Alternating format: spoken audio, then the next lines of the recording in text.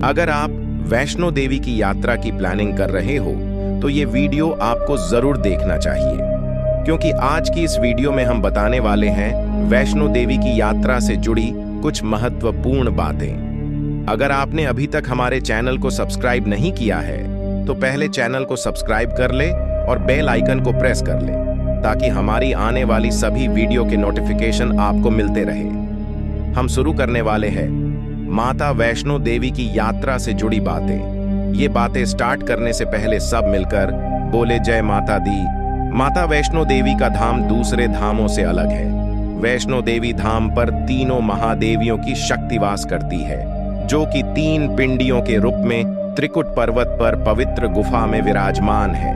यह गुफा रहस्यों से भरी है। इस गुफा में निरंतर गंगा का पवित्र जल प्रवाहित होता रहता है। गुफा में प्रवेश करते ही गंगा जल के बहने की आवाज आने लगती है और इस त्रिकुट पर्वत पर तीनों महादेवियों की दृष्टि और ऊर्जा हमेशा बनी रहती है।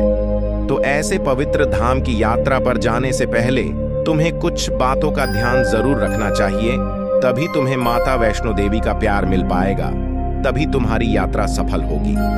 नंबर 1, तुम्हें सबसे पहले मांस का सेवन बंद कर देना चाहिए। वैसे तो मांस का सेवन कभी करना ही नहीं चाहिए, पर यदि मांस का सेवन करते हैं तो फिर किसी देवी कृपा की आशा नहीं रखनी चाहिए, क्योंकि कोई भी देवी देवता ऐसी मनुष्य को अपनी ऊर्जा प्रदान नहीं करेंगे जो अपना पेट भरने के लिए कई मासूम जीवों की हत्या करके उनका मांस खाते हैं। ईश्वर को भी वही लोग प्रिय होते हैं जो दूसरे जीवों के साथ प्रेम पूर्वक व्यवहार रखते हैं। फिर भी यदि आप मांस का सेवन करते हैं तो यात्रा पर जाने से 15 दिन पहले मांस का सेवन बंद कर दें और शुद्ध भोजन ग्रहण करें। नंबर 2, वैष्णो देवी यात्रा पर जाने से पूर्व किसी से भी लड़ाई या कोई मनमुटाव वाली बात ना कहे, बल्कि सबके साथ प्रेम पूर्वक व्यवहार करें। किसी कुत्ते या बिल्ली को ना मारें। अगर आपके घर में गाय भैंस है तो उन्हें भी ना मारें, बल्कि उनको अच्छे से चारा खिलाएं और उन्हें सुख देने की कोशिश करें। नंबर 3, अगर आप लहसुन प्याज खाते हैं तो वैष्णो देवी यात्रा पर जाने से 4 दिन पहले लहसुन प्याज का सेवन बंद कर दे और शुद्ध शाकाहारी भोजन ग्रहण करें। I would like to tell you something about onion and garlic. लहसुन प्याज कोई गंदी चीज नहीं है, हमें इसका सेवन जरूर करना चाहिए। लेकिन अगर तुम किसी धार्मिक धाम पर जा रहे हो तो लहसुन प्याज का सेवन बंद कर देना चाहिए, क्योंकि तुम्हें पता ही होगा कि लहसुन प्याज खाने से शरीर का रक्तचाप बढ़ जाता है, जिसके कारण मानव मन में अश्लील विचार जन्म लेते हैं, जिसके कारण तुम्हारा मन किसी भी धार्मिक या शुभ कार्य में नहीं लगेगा। इसलिए वैष्णो देवी की यात्रा पर जाने से 4 दिन पहले ही लहसुन प्याज का सेवन बंद कर दे। नंबर 4, अगर आप मई या जून के महीने में वैष्णो देवी जा रहे हो तो ये नहीं सोचना कि जैसा मौसम यहाँ है वैसा ही वैष्णो देवी धाम पर होगा।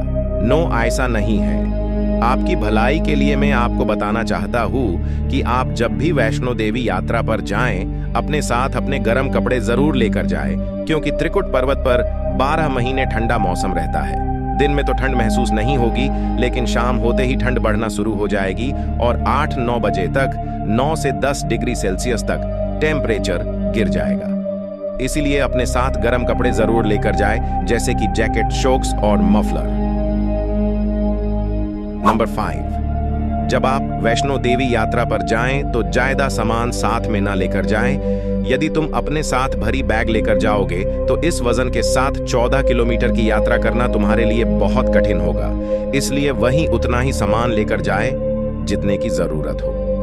नंबर 6, जिस दिन तुम्हें यात्रा पर जाना है उस दिन सुबह शीतल जल से स्नान करके पूरे परिवार सहित माता रानी की पूजा पाठ आराधना करें और माता से कहे कि है माँ वैष्णो देवी, आज मैं तेरे पवित्र धाम की यात्रा के लिए निकल रहा हूँ। माता, मुझ पर अपना आशीर्वाद बनाए रखना। माता की पूजा करके फिर परिवार के सदस्यों को पूजा में रखा प्रसाद बांटे और उनका आशीर्वाद ले।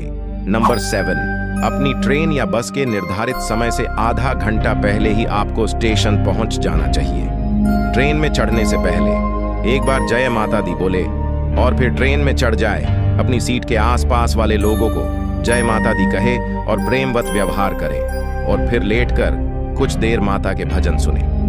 नंबर 8, जब आप वैष्णो देवी के कटरा स्टेशन पर पहुंचोगे तो ट्रेन से उतरते ही आपको माता वैष्णो देवी का त्रिकुट पर्वत दिखाई देगा।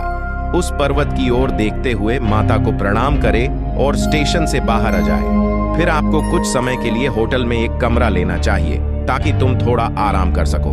2 से 3 घंटे आराम करके फिर स्नान करें और फिर खाना पीना करके वैष्णो की यात्रा के लिए निकल पड़े। नंबर 9, वैष्णो देवी। यात्रा पर जाने के लिए आपको यात्रा कार्ड लेना होगा। इसके लिए वैष्णो देवी कमेटी ने वहां कई काउंटर बनाए हैं। काउंटर पर जाकर यात्रा कार्ड ले ले, जिसके लिए आपको कोई फीस पे नहीं करनी क्योंकि ये कार्ड निःशुल्क है। ये कार्ड लेकर फिर निकल जाना वैष्णो देवी यात्रा द्वार के लिए, जहां से यात्रा शुरू होगी। यात्रा द्वार पहुंचकर अपना बैग चेक करवाए और अपने साथ लाया गया सारा सामान स्कैन करवाए।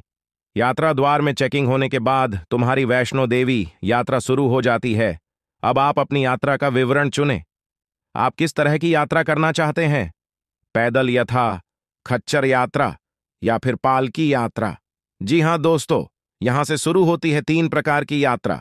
अब आपको डिसाइड करना होगा कि आप किस तरह की यात्रा करना चाहते हैं। वैसे तो हर किसी को पैदल चलकर ही यात्रा पूरी करनी चाहिए,